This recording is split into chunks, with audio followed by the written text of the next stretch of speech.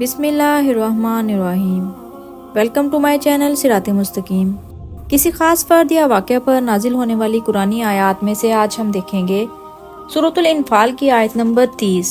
آیت کا ترجمہ کچھ اس طرح سے ہے: اے نبی، اللہ کی اس نعمت کو یاد کرو جب کافر آپ کی نسبت تدبیریں کر رہے تھے کہ آپ کو قتل کر دیں گے یا آپ کو قید کر دیں گے یا جلا وطن کر دیں گے۔ وہ اپنی تدبیریں کر رہے تھے اور اللہ اپنی تدبیریں کر رہا تھا۔ اللہ تعالیٰ بہتر تدبیریں کرنے والا ہے۔ مسند احمد میں ہے کہ قریش کے تمام سردار ایک جگہ جمع ہوئے اور آپس میں مشورہ کیا کہ اب کیا طریقہ کیا جائے جس سے ہماری جان چھوٹ جائے۔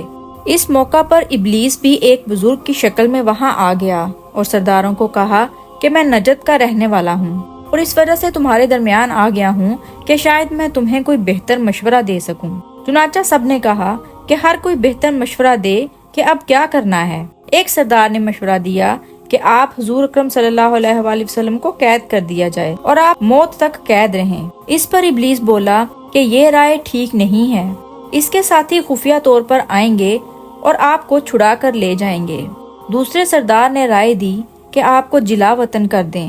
اس پر بھی ابلیس نے کہا کہ یہ رائے بھی ٹھیک نہیں ہے، آپ باہر جا کر اپنی طاقت میں اضافہ کریں گے اور پھر دوبارہ حملہ کر دیں گے اور تم سب کو موت کے گھاٹ اتار دیں گے۔ آخر میں ابو جہل نے تجویز دی کہ میری ایک رائے ہے کہ سب قبیلوں سے نوجوان لیے جائیں اور تمام نوجوان اکٹھے ہو کر آپ پر حملہ کر کے آپ کو شہید کر دیں۔ اس طرح بنو ہاشم تمام قبیلوں سے نہیں لڑ سکتے، اس طرح ہم فدیہ دے کر جان چھڑا لیں گے۔ یہ تجویز سن کر ابلیس نے کہا کہ یہ تجویز سب سے بہترین ہے اور یہ تجویز پاس کر کے سب سردار منتشر ہو گئے۔ اسی وقت حضرت جبرائیل علیہ السلام تشریف لائے اور اس تجویز سے حضور اکرم صلی اللہ علیہ وآلہ وسلم کو مطلع فرمایا اور کہا کہ اللہ تعالیٰ فرماتے ہیں کہ آپ صلی اللہ علیہ وآلہ وسلم آج کی رات اپنے گھر میں نہ سوئیں اور آپ ہجرت کر جائیں۔ چنانچہ آپ صلی اللہ علیہ وآلہ وسلم نے اپنے بستر پر حضرت علی رضی اللہ تعالیٰ عنہ کو سلا دیا اور فرمایا کہ صبح کے وقت جن لوگوں کی امانتیں میرے پاس ہیں وہ سب کو واپس کر دینا۔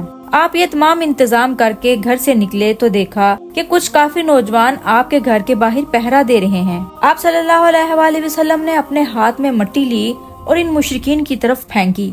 یہ مٹی ان کی آنکھوں میں گئی جس کی وجہ سے وہ دیکھنے کے قابل نہ رہے اور آپ صلی اللہ علیہ وآلہ وسلم آرام سے حضرت ابوبکر صدیق رضی اللہ تعالیٰ عنہ کو ساتھ لے کر مکہ سے باہر تشریف لے گئے۔ مشرک ساری رات پہرا دیتے رہے اور جب اندر جا کر بستر دیکھا تو حضرت علی رضی اللہ تعالیٰ عنہ سوئے تھے اور اس پر مشرکین نے آپ کا پیچھا کیا اور غار سور کے منہ کے نزدیک چلے آئے جس میں آپ صلی اللہ علیہ وآلہ وسلم تشریف فرما تھے، مگر اللہ تعالیٰ کے حکم سے مکڑی نے غار کے منہ پر جالا بن دیا اور نزدیک ایک کبوتری نے انڈے دیے اور اپنے انڈوں پر بیٹھ گئی۔ مکڑی کے جالے اور کبوتری کے انڈوں کو دیکھ کر ابو جہل اپنے ساتھیوں کو گالیاں دیتا ہوا کہتا ہے کہ یہ سب کچھ تو محمد صلی اللہ علیہ وآلہ وسلم کی ولادت سے بھی پہلے کا ہے۔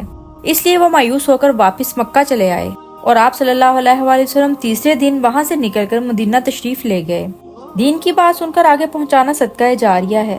اس طرح کی مزید ویڈیوز کے لیے میرے چینل کو سبسکرائب کرنا مت بھولیں۔